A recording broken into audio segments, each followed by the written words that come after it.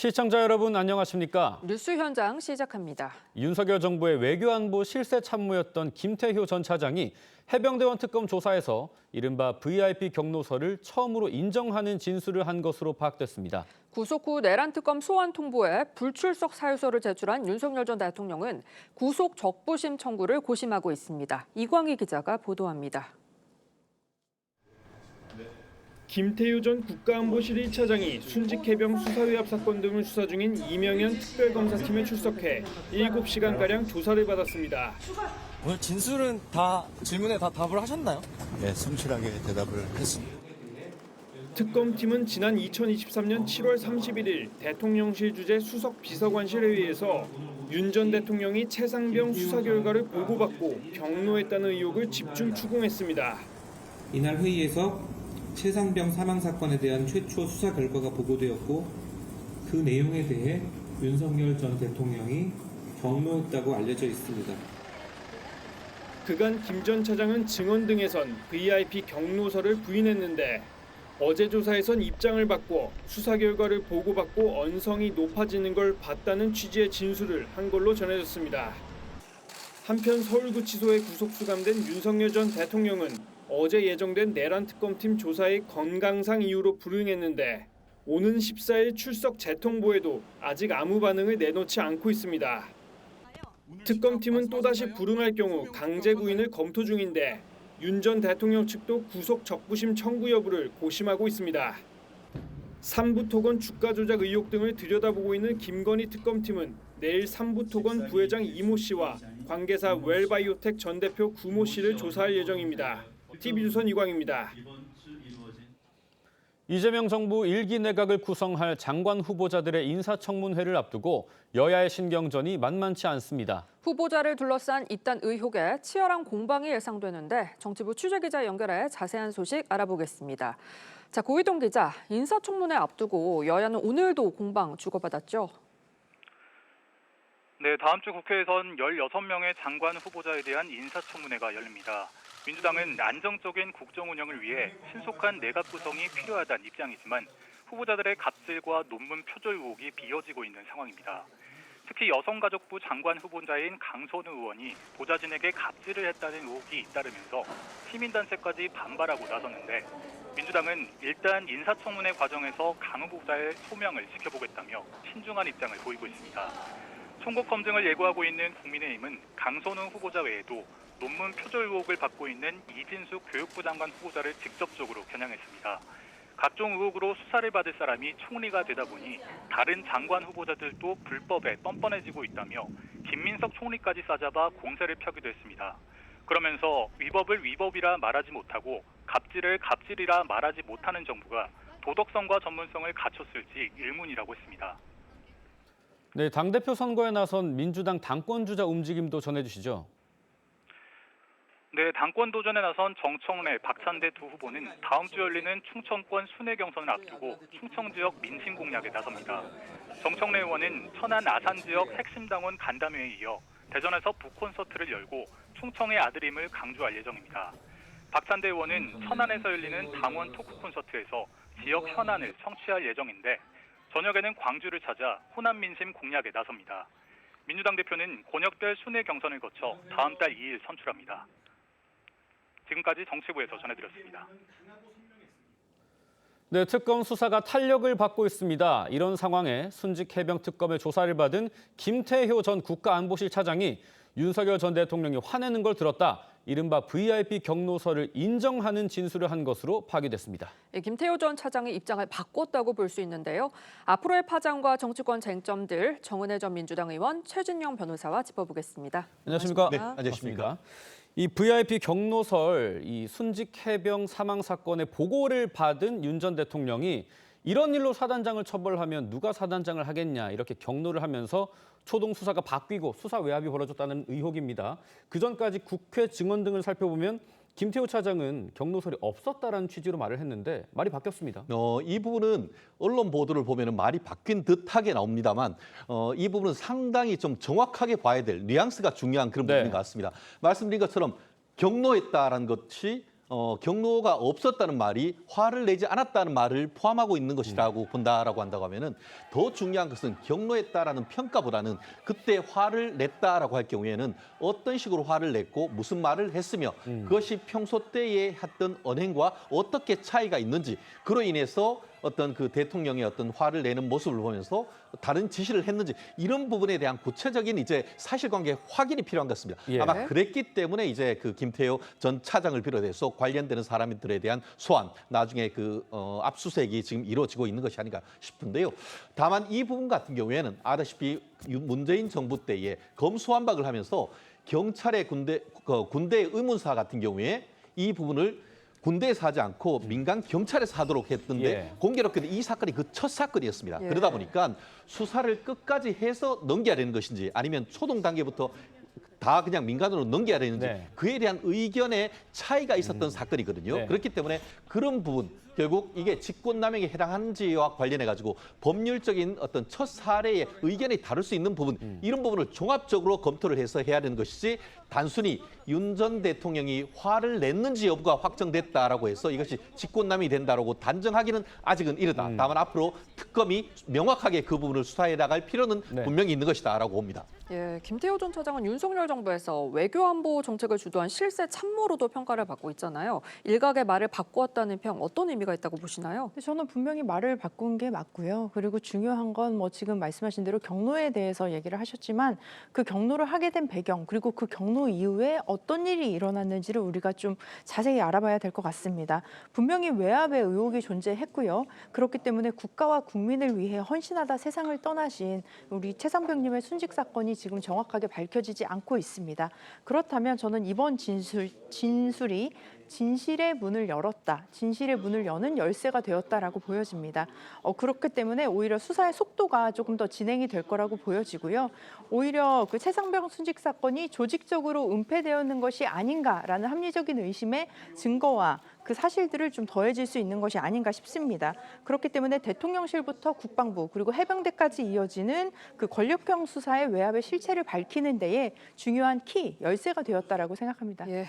지금 최준영 변호사께서 말씀해 주신 게 이제 문재인 정부 당시 검수완박의 첫 사례로 해당 사건이 있었고 민간으로 이첩 시기에 대한 이견이 있었다 언급을 해주셨는데 나온 것만 짚어보면 김태효 전 차장의 뉘앙스가 좀 바뀐 건 사실이어 보입니다. 그렇다면 이런 이 진술이나 입장 선회가 법 적용에는 좀 어떤 영향을 미칠까요? 말씀드린 것처럼 직권남용 권리행사 방해죄 같은 경우에는 문재인 정부가 들어서기 전까지는 저희가 뭐 사법시험을 공부하고 법대에서 공부를 했지만 실제 적용된 사례가 사실상 거의 없었습니다. 네. 그런데 이제 중단 없는 그 어떻게 보면 적폐청산을 국정과제 1호로 하면서 이른바 그 직권남용 권리행사죄 만능주의로 가서 사실 최초에 이제 구속된 그 박근혜 정부 때 구속된 대부분이 직권남용 권리행사 방해죄였습니다.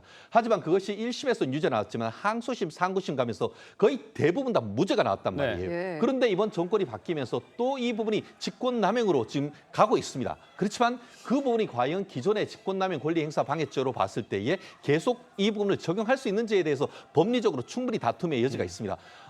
그럼에도 불구하고 지금 그 최상병 특검이 얘기하고 하듯이 만약에 그 윤 대통령이 어떤 경로로 인해 가지고 의견이 바뀌었다라고 하면은 네. 그 과정에서의 어떤 일이 있었는지 그리고 윤 대통령이 화를 내는 것 자체가 죄가 된다는 식으로 얘기하는데 그렇게 할 수는 없죠. 네. 결국 화를 냈고 밑에 어떤 경로를 거쳐서 그 어떻게 보면은 수사가 그 해병대 수사단에서 이 그 경북 도경으로 넘어가는 과정에서 어떤 일이 있었는지를 명확하게 밝혀야 되는데요. 사실 이미 그 군 검찰을 넘어서 군 경찰에서 다 조사를 하고 그때 박 대령이 다 수사를 관계되는 것을 경찰로 넘겼습니다. 그리고 네. 경찰에서도 다 수사한 결과 이미 사실상 1차적 결론이 났는데 이번 특검을 하면서 지금까지 나오는 것 이외에 플러스 알파 되는 것을 어떻게 판단해 낼 수 있을지 예. 지난번에 나온 놈 사실상 무혐의했는 것 이외에 다른 어떤 결과가 있을 수 있는지를 지금 수사를 하고 있는 것 아니겠습니까? 법조인으로서 갖고 있는 최 변호사님의 의견인 거죠. 예, 제 네, 의견인데 예. 이제는 지금 말씀드린 것처럼 지금까지는 VIP가 경로가 없다라고 했다가 화낸 거는 맞다라고 바뀌었습니다. 그렇기 네. 때문에 그런 부분을 법적으로 어떻게 적용할 것인지 그것이 기존의 법리에 비춰서 직권남용 권리행사 방해죄가 성립되는지 이 부분을 특검께서 확실하게 밝혀주실 필요는 있습니다. 네, 특검팀은 또 당시 외교안보실장으로 회의에 참석했던 조태용 전 국정원장 등 이 핵심 관계자를 추가로 소환할 걸로 전망이 되고 있는데 앞으로 누구를 추가로 부를지 이 대통령실의 개입 정황에 대한 수사 어떻게 좁혀나갈 걸로 보시는지요? 네, 일단은 이번에 입장 그 선회라는 게 저는 둘 중에 하나로 보는데 첫 번째는 책임 회피입니다. 그 당시에 책임지는 사람의 입장으로서의 책임을 회피하려는 것 아니면 두 번째는 진실을 고백하려는 행동이 아니었는가 저는 두 번째로 좀 보고 있는데요. 지금 권력이 무너진 자리에서 스스로 진실을 고백하고 있다. 그렇다면 지금 김태우의 입이 열렸다면 이제는 그동안 입을 다물었던 사람들이 입을 열릴 때가 되었다라는 생각을 합니다. 그렇기 때문에 그 과거에 그 함께 참석했던 그 회의에 참석했던 참석자들이 아마 다음 타겟이 아닐까 싶습니다. 그리고 뭐 지금 경로에 대해서 말씀을 하셨지만 물론 뭐 경로를 낸 것 자체가 법률적으로 크게 문제가 되진 않을 수 있겠지만 그 경로가 실제로 행정명령으로 이어졌는지 네. 안 이어졌는지에 대한 굉장히 큰 그 부분을 확인을 해야 될 것 같은데요. 예. 그 진원지가 어딘지 그리고 그 특검 수사가 그 부분을 조금 더 체계적이고 구체적으로 밝혀야 될 거라고 봅니다. 지금 특검팀에서 말씀하신 그 부분에 집중하고 있는데 특검팀이 VIP 경로설이 불거졌을 당시에 국가안보실 2차장이었던 임종득 국민의힘 의원에 대해서도 압수수색에 나섰습니다. 지금 국민의힘으로서는 윤상현 전 의원, 김영선 전 의원에 있어서 임종득 의원까지 압색 대상이 됐는데 대여 투쟁이 지금 시급한 상황이지 않습니까? 동력을 좀 상실할 위기가 됐습니다. 결국 저는 이렇게 봅니다. 이건 법률적인 사건이면서 정치적인 사건 부분이 있기 때문에 법률적인 부분과 정치적인 부분을 좀 분리해서 봐야 된다고 봅니다. 네. 지금 윤상현 의원 같은 경우에는 공천 개입과 관련해서 그 당시에 공천관리위원장이었기 때문에 그런 부분에 대해서는 일정 부분 법률가로서도 어떻게 보면 그런 압수수색에 대해서 그럴 수도 있겠다라는 부분은 제가 납득을 합니다. 네. 하지만 임종득 현 의원 같은 경우에는 벌써 그 이후에 어떻게 보면은 그 당시는 이제 2차장으로 있었습니다만 작년에 어떻게 보면 총선을 통해서 국회의원이 됐고 그렇죠. 그러면 지금 그 대통령실에서 국회로 갖는 그런 상황 속에서 국회의원실에 무슨 증거가 있겠느냐라는 거에 대해서는 저는 납득하기가 어려운 점이 있습니다. 네. 그렇기 때문에 지금 다른 것보다 훨씬 더 많은 국회의원들이 이와 같은 그 임종득 의원실에 대한 23명이나 되는 현직 의원이 찾아갔고 나아가 서울중앙지방법원 앞에서도 이 시위를 했던 예. 이런 부분은 저 또한 상당 부분 납득할 수 있는 것 같습니다. 그렇다고 하면은 특검에서는 왜 이런 부분에 다른 그 개인의 어떤 뭐 휴대폰이라든가 아니면 개인 자택에 대한 압수수색은 변론으로 왜 의원실까지 해서 압수수색했는지 이런 부분에 대해서는 조금 더 언론을 통해서 확실한 그 어떤 정당성을 밝혀야 될 필요성이 있는 것이고 앞으로도 이런 부분에 있어서 예전에 민주당은 어땠습니까? 이재명 대표에 대한 압수수색을 하려고 했더니만 당사 앞에서 다들 진을 치고 아예 들어가지도 못하게 했습니다. 그런데 이런 식의 어떤 그 국민의힘의 반응에 대해서 민주당은 완전히 어떻게 보면 정치적으로 지금 그 색을 씌우려고 하는 이런 부분에 있어가지고는 네. 서로에 대한 어떤 배려 좀 필요한 것이 아닌가 생각합니다. 네, 내란 특검 얘기도 좀 짚어볼게요. 윤석열 전 대통령 건강상 이유로 어제 내란 특검 조사에 불출석했습니다.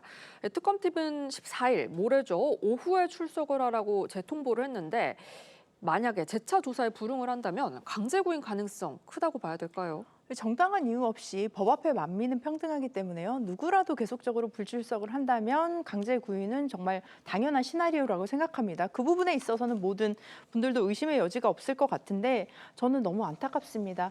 윤석열 전 대통령 대한민국의 국군 통수권자였습니다. 한 나라의 대통령이었습니다.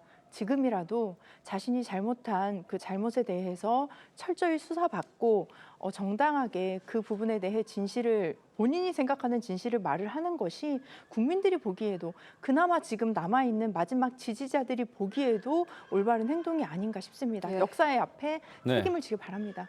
네, 다음 쟁점도 살펴보겠습니다. 강선우 여성가족부 후보자, 장관 후보자의 갑질 의혹 논란이 꺼지진 않고 확산하고 있습니다. 새로운 의혹까지 불거지고 있는데 강선우 후보자의 과거 발언과 국민의힘에서 나오는 비판까지 들어보겠습니다.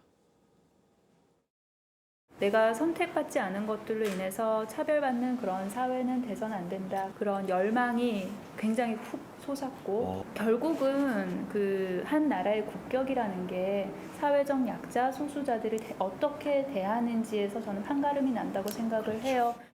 강 후보자는 갑질을 막겠다고 태움 방지법을 발의해 놓고서는 실제로는 갑질의 여왕이 되었다는 사실에 국민은 분노하고 있습니다. 강선우 후보자는 즉각 사퇴하십시오. 네, 주진우 의원 어제 SNS를 통해서 보좌진 익명 게시판에 이 강선우 후보자에 대한 추가 갑질 정황들이 쏟아진다 이런 글을 올렸습니다. 아직까지는 사실 확인이 안 된 의혹들이긴 한데 어떤 내용인지 좀 설명을 해주시죠. 그렇습니다. 지금 저도 여러 가지를 지금 받았는데요. 여의도 옆 대나무 숲이라고 해서 한글판 블라인드, 네. 어떻게 보면 직원 인증을 해서 글을 네. 올릴 수 있는 그런 게시판에 올라온 글 중에 이런 게 있었습니다. 쉽게 말하면 그 민주당 보좌진이 올린 글인 것 같은데요. 변기갑질 그 의혹 후보자 보도에 대해서 다들 하는 말. 방송은 세 발의 피다. 뭐 이런 얘기를 비롯해서 예. 관련 그 가구 견적, 그 외에 백화점 돌면서 명품 사오라는 듯 이런 부분을 해서 굉장히 많은 의혹들이 국민의힘의 보좌진이 아닌 민주당 내부에 있는 보좌진 내에서 고발성 글들이 많이 올라오고 있고요. 네. 특히 제가 그 눈여겨봤던 글 중에 하나는 뭐냐면은 이게 그 민주당 보좌진 협의회에서 민보협이라고 있는데 예. 그쪽에서 아무 소리가 없다. 그래서 민주도 보좌도 협의도 없다라고 하면서 내부적으로 이렇게 하면 우리가 어떻게 민주당을 위해서 헌신할 수 있느냐라는 그 볼멘 소리들이 굉장히 많이 나오는 것 같습니다. 제가 그 확인을 해봤더니만 강선우 의원님 같은 경우에는 본인이 여러 책을 썼는데 그중에 한 권이 나는 입법 노동자. 본인 스스로 을이라는 것을 스스로 어떻게 강조했던 그런 부분이 있는 것 같은데요. 그런데 제가 다시 한번 확인했더니만 을을 위한 위원회, 민주당 을지로위원회는 멤버에 들어가 있지도 않더라고요. 그런데 이 갑질은 뭡니까? 나는 갑이 아닙니까? 본인 스스로 아이덴티티를 을이라고 해놓고 어떻게 갑질을 계속 할 수 있는지에 대해서는 얘기가 가는데 아마 국민의힘에서 이런 부분이 있었다고 하면 민주당은 단순히 장관직 사퇴를 넘어서 의원직 사퇴라고 했지 않을까 정도로의 어떤 갑질 의혹이 나오고 있는 것이 아닌가 생각합니다. 지금 강선우 후보자에 대해서는 여러 가지 의혹이 있는데 뭐 분리수거 의혹이나 변기수리 의혹 뭐 이런 등등의 것이 있습니다. 저희가 그 카카오톡 대화를 좀 발췌해서 보여드릴게요. 부탁이 있는데 집 변기가 물이 심하게 샌다. 이것 좀 살펴봐달라라고 메시지를 보내니까 보좌진에서 수리가 끝났습니다라고 대답을 합니다. 보좌진과 주고받은 메시지가 공개되면서 파장을 낳고 있는데 텍스트로만 보면 살펴봐달라라고 얘기해서 이것만으로는 갑질이 되지 않는다라는 의견도 있는데 의원님 좀 어떻게 보십니까? 네, 우리가 이제 사회생활을 하다 보면 이제 권력 관계가 형성이 되고요. 가정에서도 마찬가지입니다. 예를 들면 뭐 시어머니께서 아무것도 안 해도 되니까 가만히 앉아 있어라. 뭐 이런 식으로 말씀하신다고 그냥 가만히 앉아 있을 수는 없는 거거든요. 네. 이게 그 리더십에서 제가 배웠던 개념인데 아마도 그 의원이 얘기를 했을 때는 보좌관이 그렇게 의식을 할 수도 있다고 보여집니다. 하지만 지금 명확한 진실이 밝혀지지 않은 상황에서 저도 이 자리에서는 말씀을 드리는 게 좀 조심스럽긴 합니다. 예. 근데 저는 기본적으로 그 청문회에 우리가 이 시스템 제도 자체를 좀 바꿔야 하는 것이 아닌가 싶습니다. 이것은 더불어민주당이나 국민의힘이나 어느 정당이 집권을 하더라도 저는 문제가 될 거라고 보여지는데요. 특히 우리가 미국 예를 많이 들지 않습니까? 네. 미국 같은 경우는 청문회를 할 때 이 사람이 정책적으로 얼마나 준비가 되어 있는지 그리고 또 관련 시민단체와의 관계가 어떻게 형성이 되어 있는지 개인적인 것들은 뭐 FBI가 검증을 하기도 하고요. 범죄 사실에 대해서도 검증을 합니다. 그래서 이런 좀 철저한 좀 시스템화되어 있는 검증이 필요하지 않을까 싶은데요. 청문회에서는 정책적인 검증을 하고 그 이외에 뭐 개인적인 부분이라든지 범죄 부분이라든지 이런 부분은 사전에 스크린이 되어야지만이 국민 여러분들께서 조금 더 피로감이 정치에 대한 혐오감이 덜하지 않을까 싶습니다.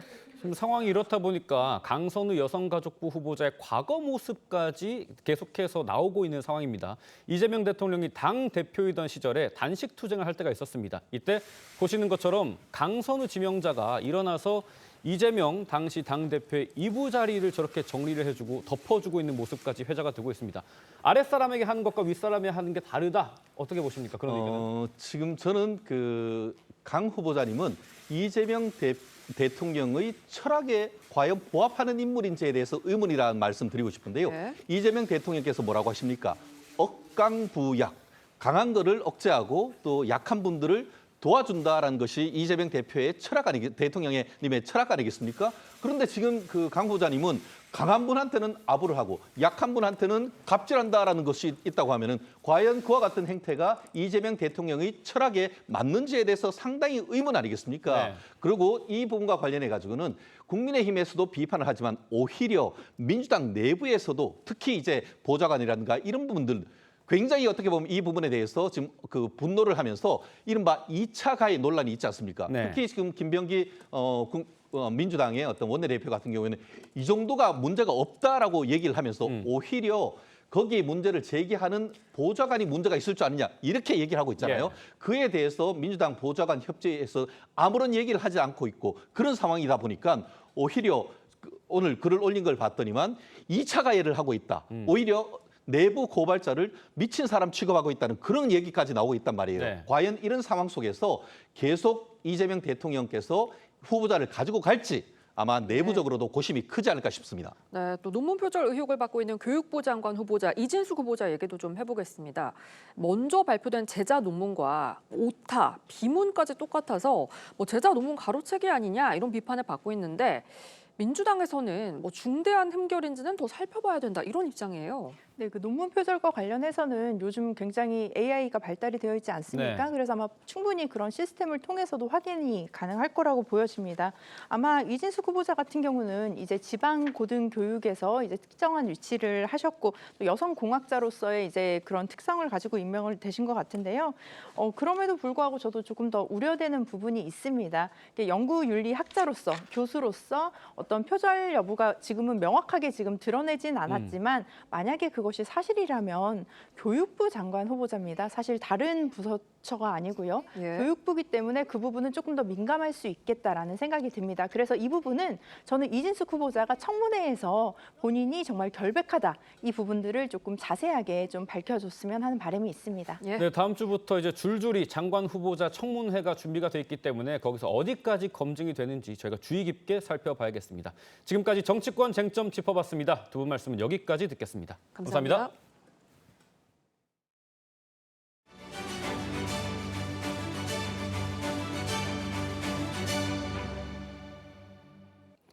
연일 35도를 웃도는 폭염이 이어지면서 요즘처럼 푹푹 찌는 여름이면 시원한 수박 한 조각 생각난다 이렇게 말씀하시는 분들 많으실 겁니다. 그런데 올여름은 이 수박 먹기도 부담스럽습니다. 폭염에 수박을 찾는 소비자들이 늘면서 가격이 청정부지로 치솟고 있습니다. 정은아 기자가 취재했습니다. 서울의 한 대형마트. 3만 원이 넘는 수박을 10,000원 할인한다는 소식에 소비자들이 몰려들었습니다. 손으로 두드리고 이리저리 살펴보다 이내 수박 2통을 집어듭니다. 하나 사려다가 가격이 좋아서 지금 2개 사고 있는 거예요. 너무 더워가지고 시원하게 여럿이 먹을 수 있는 거. 예, 이게 최고인 것 같아가지고. 최근 수박값이 가파르게 오르고 있습니다. 현재 수박 한 통의 가격은 28,165원, 작년보다 36% 오른 가격입니다. 지난달 장마로 인해 공급이 지연된 데다 연이은 폭염으로 수박을 찾는 소비자들이 크게 늘면서 공급이 수요를 따라가지 못하고 있기 때문입니다. 폭염 여파로 채소 가격도 상승세입니다. 무더운 날씨에 보관이 어려운 토마토, 오이, 깻잎과 같은 채소류가 크게 올랐습니다. 소비자들의 부담은 더 커졌습니다. 확실히 날씨가 많이 더워졌는데 너무 많이 올랐어요. 작년에는 한 체감상으로 한 30% 정도 더 저렴하게 샀던 것 같은데 지금 너무 비싸서 근데 안 먹을 수도 없고. 유통업체들은 수급 전략을 새로 짜고 있습니다. 고산지에서 재배되는 수박 공급 비율을 늘리고 스마트팜에서 키운 채소를 대량 구매하는 등 다른 공급처를 찾아 나섰습니다. 바다 온도가 오른 탓에 수산물 가격도 급등하면서 정부는 물가를 잡기 위한 품목별 출하량 관리 대책을 준비 중입니다. TV조선 정은아입니다. 네, 정말 너무너무 덥습니다. 주말에도 전국 대부분 지역에 폭염이 계속되고 있어서 온열 질환에도 상당한 주의가 필요합니다. 네, 폭염이 이어지는 이유, 무더위는 언제 꺾일지 맹소영 기상 칼럼니스트와 짚어보겠습니다. 안녕하십니까? 안녕하십니까? 지금 이번 주 내내 폭염이랑 열대야가 이어졌고 주말에도 너무 더워서 나들이도 엄두도 안 납니다. 왜 이렇게 더운 겁니까? 여러 가지 복합적인 원인이 있습니다. 그러니까 원인은 여러 가지인데 큰 관점에서부터 좀 들어가면 일단 지구가 뜨거워진 거죠. 네. 그러니까 보통은 이제 공기가 뜨거워졌다고 생각을 하는데 이제 추가적인 효과가 나오는 게 뜨거워진 공기로 인해서 바다도 뜨거워졌거든요. 네. 그러니까 바다는 뜨거워지게 되면 대기 중으로 엄청난 수증기를 방출을 합니다. 그래서 보통은 한 1도 올라가게 되면은 7% 정도 수증기가 늘어나는데 네. 지금 한 1.5도 안팎까지 올랐으니까 예. 옛날보다 한 10% 정도 습도가 높아진 상태입니다. 그래서 여름 초입에는 좀 뜨겁기만 했던 더위가 덥고 습한 날씨. 그러니까 우리가 8월 달에 절정에 달하는 더위가 이제는 거의 뭐 한 달에서 그 이상으로 다가온 것도 있고요. 두 번째는 좀 더위의 양상이 달라진 거죠. 과거에는 북태평양 고기압이라고 해서 바다에서 확장하는 덥고 습한 공기의 영향권이 조금 더 지배적이었다라고 하면 이제는 이보다도 더 높은 고도에 저기 티베트에서부터 확장한 더운 공기가 이 북태평양 고기압의 공기를 더 위에서 뜨거운 공기로 눌러주는 겁니다. 그러니까 그러다 보니까 이제 보통 열돔이라는 표현을 많이 쓰던데 거대한 뜨거운 공기 덩어리에서 공기가 빠지지 않고 오랫동안 이어지는 현상.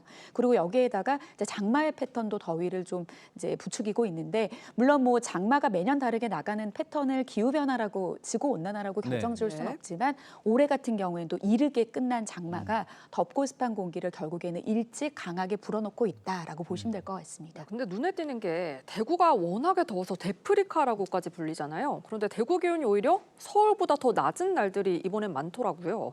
그래서 이 서쪽 지역의 동쪽보다 더 뜨거운 이 서고 동저 형태다 이런 분석이 나오는데 이거 왜 그런 건가요? 보통 이제 기상학적으로 서고 동저라고 하면은 뭐 서쪽에 고기압, 동쪽에 저기압 뭐 이런 표현인데 네. 여기서 이제 고는 뜨겁다 그리고 낮다 뭐 이런 표현인 것 같습니다. 지금 뭐 화면으로도 보이신 것 같은데 지금 동풍이 부는 강릉 지역은 29도예요.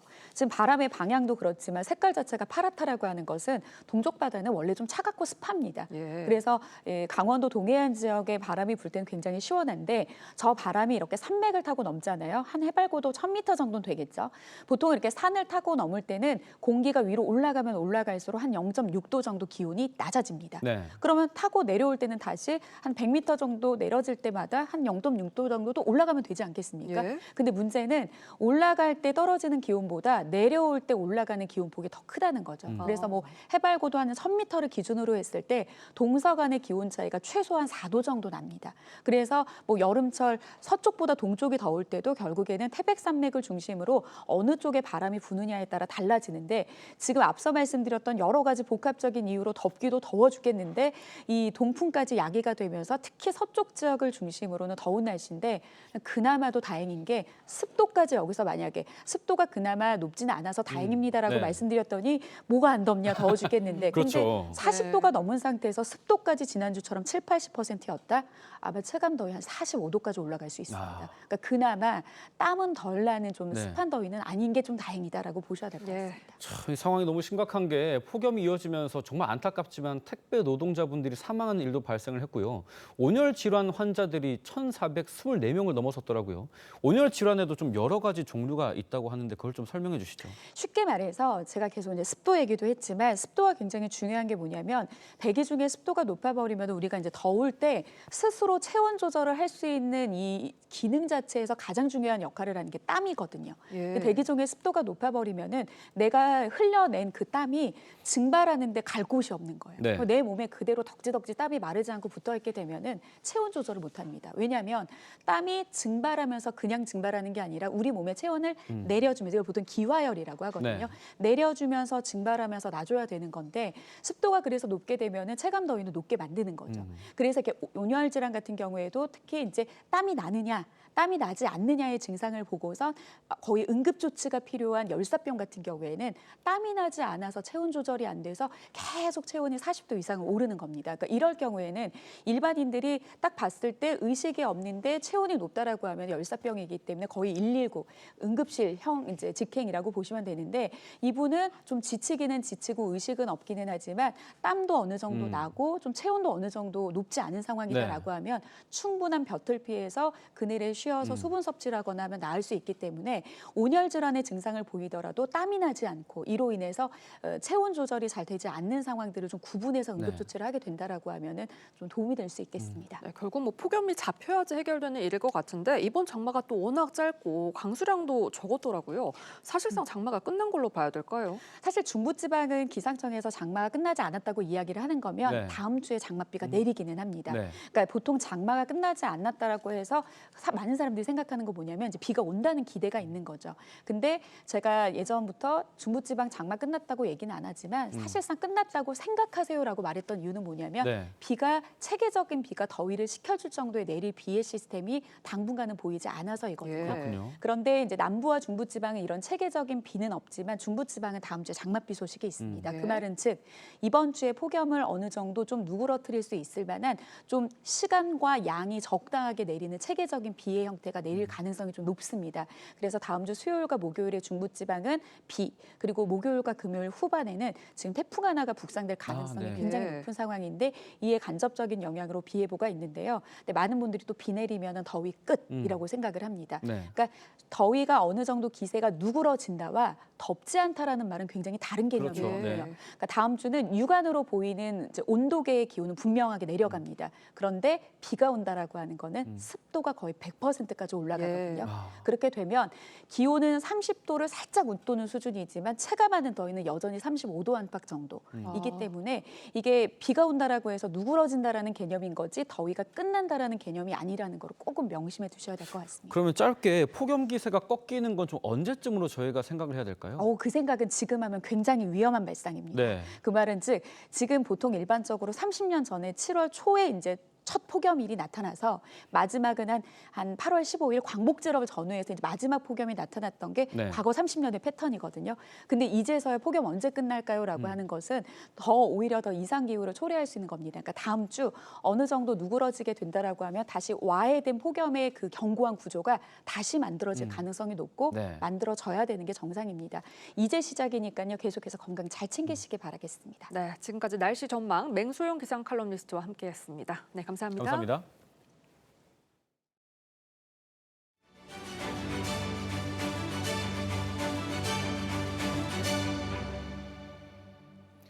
북한과 러시아가 외무장관 회담을 통해 양국 관계 강화 의지를 재확인했습니다.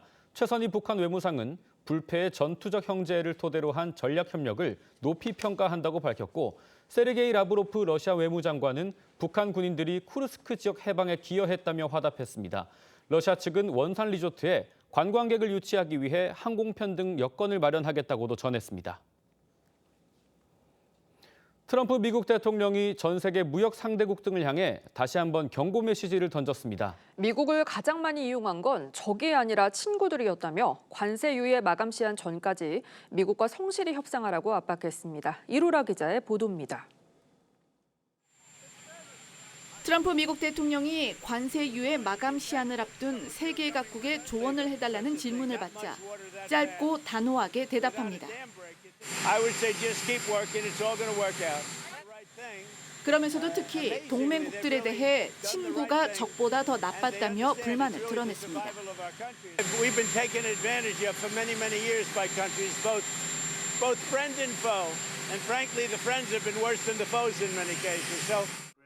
이는 동맹국이라 할지라도 관세를 낮추지 않을 것이고 8월 1일 관세 유예 마감 전 합의를 위해 더 많은 양보를 하라는 의도로 풀이됩니다. 실제로 트럼프 대통령은 아시아 최대 동맹국인 한국과 일본에 25%의 관세를 통보한 서한을 가장 먼저 보냈습니다. 국경을 맞댄 캐나다에는 35%, 브라질에는 정치적 이유를 들며 50%의 고율 관세를 통보했습니다. 협상이 지지부진한 유럽연합에 대해서도 오는 14일 관세 발효를 앞두고 곧 새로운 발표가 있을 것이라고 예고했습니다. 이런 가운데 미국 재무부는 지난달 관세 수입이 272억 달러로 역대 최고치를 기록했다고 밝혔습니다. 작년 같은 기간보다 4배 가까이 증가한 수치로 트럼프발 강경 정책이 영향을 준 것으로 풀이됩니다. TV조선 이루라입니다. 동아시안컵 우승에 도전하는 축구 대표팀이 최약체 홍콩을 상대로 2대0 승리를 거뒀습니다. 강상윤과 이호재가 A매치 데뷔골을 터뜨리며 강렬한 눈도장을 찍었습니다. 이다솜 기자입니다. 피파 랭킹 147위 홍콩을 상대로 홍명보 감독은 선발 라인업을 대폭 변경했습니다. 지난 중국전과 비교해 골키퍼 조현우를 포함한 11명의 선수가 모두 바뀌었습니다. 대량 득점을 기대했지만 경기 초반 한국은 6명까지 수비 라인을 구성한 홍콩을 상대로 이렇다 할 기회를 만들지 못했습니다. 답답했던 흐름을 바꾼 건 2004년생 미드필더 강상윤이었습니다. 전반 27분 페널티 박스 안에서 환상적인 터닝 슈팅으로 홍콩의 골망을 가르며 A매치 데뷔골을 기록했습니다. 강상윤은 주먹을 불끈 쥐는 세리머니로 기쁨을 만끽했습니다. 홍명보 감독은 후반 시작과 동시에 공격수 문선민을 윙백에 배치하며 추가골에 도전했습니다. 효과는 적중했습니다. 문선민의 크로스를 장신 스트라이커 이호재가 머리로 연결해 홍콩의 골망을 흔들었습니다. 이호재 역시 자신의 첫 A매치 선발 출전에서 데뷔골을 터뜨리며 홍명보 감독의 기대에 부응했습니다. 기대했던 대량 득점에는 실패했지만 한국은 2대0으로 승리하며 동아시안컵 2연승을 달렸습니다. 홍명보호는 오는 15일 사실상의 결승전, 일본을 상대로 동아시안컵 대회 마지막 경기를 치릅니다. 대망의 한일전은 TV조선에서 생중계합니다. TV조선 이다솜입니다.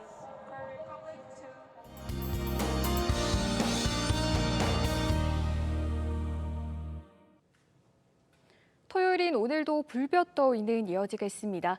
전국 대부분 지역에 폭염특보가 내려진 가운데 서쪽 지역과 내륙을 중심으로 35도 안팎의 무더위가 이어지겠습니다. 기록적인 폭염으로 온열 질환자가 급증하고 있는 만큼 무더운 날씨에 야외 작업장이나 논밭에서 일하는 경우 각별히 주의하셔야겠습니다. 오늘 늦은 오후부터 저녁 사이 전남 북서부에 5에서 10mm의 소나기가 내리는 곳이 있겠습니다. 제주는 모레까지 최고 80mm 이상의 비가 내리겠습니다. 오늘 전국이 대체로 맑은 가운데 남부지방은 가끔 구름 많겠고요. 볕이 강하게 내리쬐면서 자외선 지수 높게 나타나겠습니다. 오늘 한낮 기온 서울 36도, 전주 35도, 창원 32도까지 오르겠습니다.